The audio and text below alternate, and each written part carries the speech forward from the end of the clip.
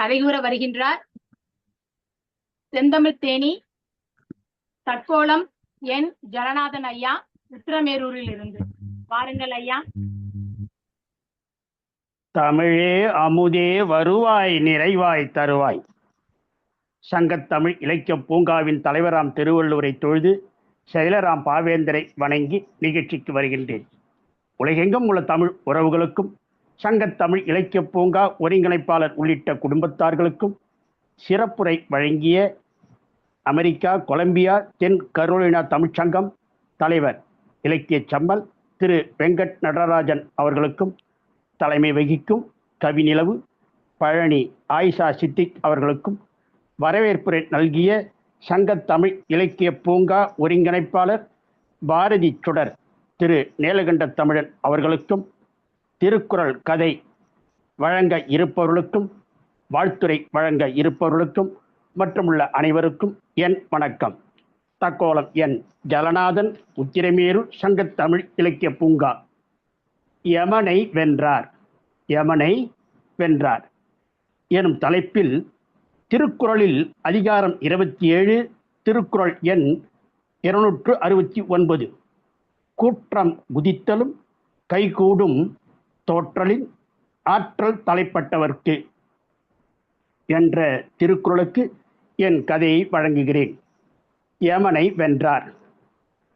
அடிக்கடி அந்த பாழடைந்த கோயிலில் உள்ள மரத்தின் கீழே உட்கார்ந்து தனக்குத்தானே பேசிக்கொண்டு ஏதோ ஒரு சிந்தனையில் ஆழ்ந்து கொண்டும் சில சமயம் சிரித்து கொண்டும் இருப்பவர்தான் திருமலை. ஒரு சில நேரங்களில் சர்ச்சுக்கு, அதாவது மாதா கோயிலுக்கு சென்று மாதாவிற்கு தலைவணங்கி தோத்திரம் சொல்வார். தர்காவில் உள்ள மண்டபங்களிலும் படுத்துக்கொண்டு வானவெளியை பார்த்து கொண்டே இருப்பார். சில நாட்களில் நெற்றியில் பட்டை பட்டையாக திருநூறு பூசிக்கொண்டு நெற்றி நடுப்பகுதியில் நாமம் இட்டுக்கொண்டு சற்று வித்தியாசமாக தெரிவார். இன்னும் சில சமயங்களில் சித்தர் போல மனமது செம்மையானால் மந்திரம் செபிக்க வேண்டா, மனமது செம்மையானால் வாயுவை உயர்த்த வேண்டா, மனமது செம்மையானால் வாசியை நிறுத்த வேண்டா, மனமது செம்மையானால் மந்திரம் செம்மையாமே. நந்தவனத்தில் ஓராண்டி நந்தவனத்தில் ஓராண்டி அவன் 4 மாதமாய் குயவனை வேண்டி கொண்டு வந்தான் ஒரு தோண்டி, மெத்த கூத்தாடி கூத்தாடி போட்டுடை தாண்டி தானென்ன தானென்ன தான தான தானென்ன தானென்ன தான. இப்படி சித்தர் போல பாடல்களை பாடிக்கொண்டும் திரிவார். தியான நிலையிலும் பல மணி நேரம் அமர்ந்திருப்பார் திருமலை. இவர் பெரிய தனவந்தர் என்றும் குறிப்பிடுவார்கள். இவருக்கு, அதாவது திருமலைக்கு நிலபுலன்கள் நிறைய இருக்கிறது. இவரின் உறவினர்களே அவற்றை கவனித்து கொண்டு பராமரித்து வருகின்றனர். இவருடைய தம்பி மகன் சிவனேசன் எக்ஸ்போர்ட் இம்போர்ட், அதாவது ஏற்றுமதி இறக்குமதி கம்பெனி வைக்க வேண்டும் என்று ஆசைப்பட்டு சில நிலங்களை விற்க திட்டமிட்டான்.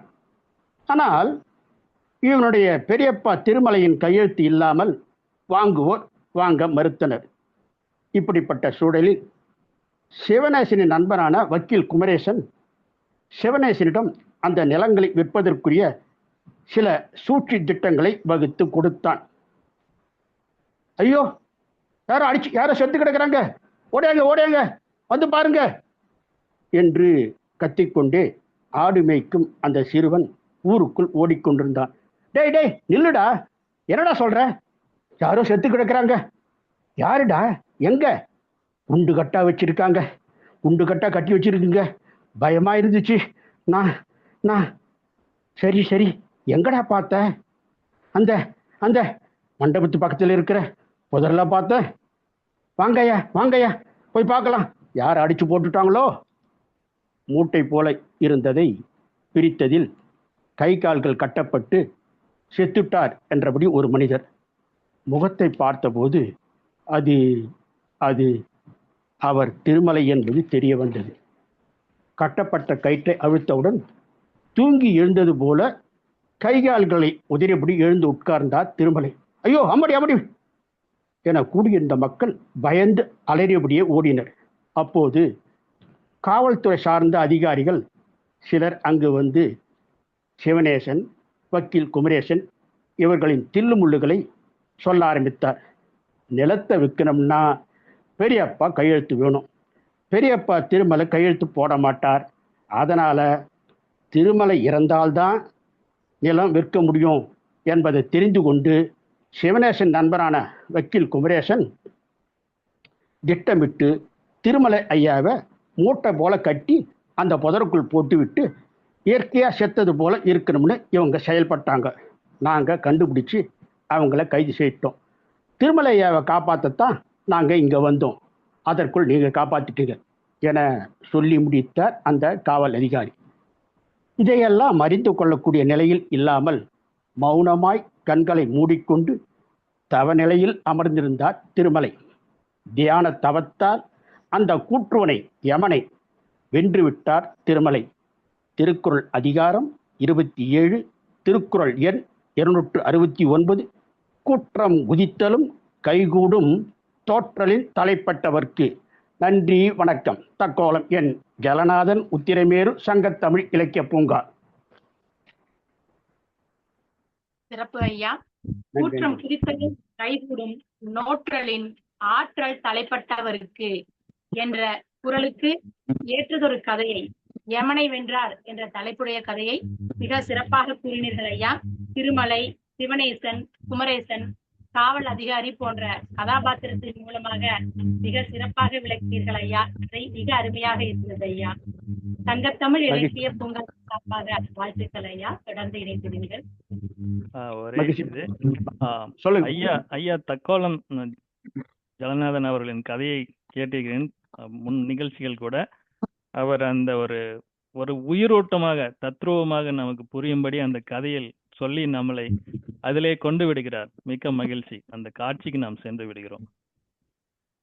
மிக்க மகிழ்ச்சி. நன்றி நன்றி. மிக்க மகிழ்ச்சி. நன்றி.